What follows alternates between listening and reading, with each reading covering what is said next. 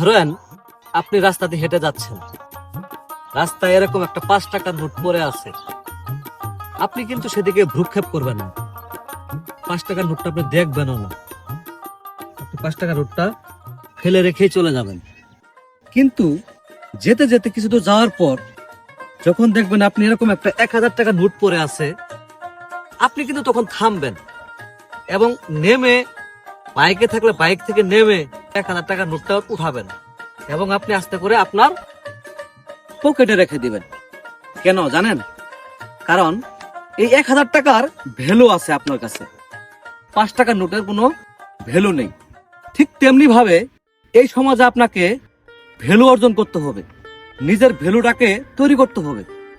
আপনি যদি ভ্যালুহীন হন তাহলে এই সমাজে আপনার কোনো মূল্য থাকবে না, কেউ আপনার দিকে তাকাবে না, ওই 5 টাকার নোটের মতো।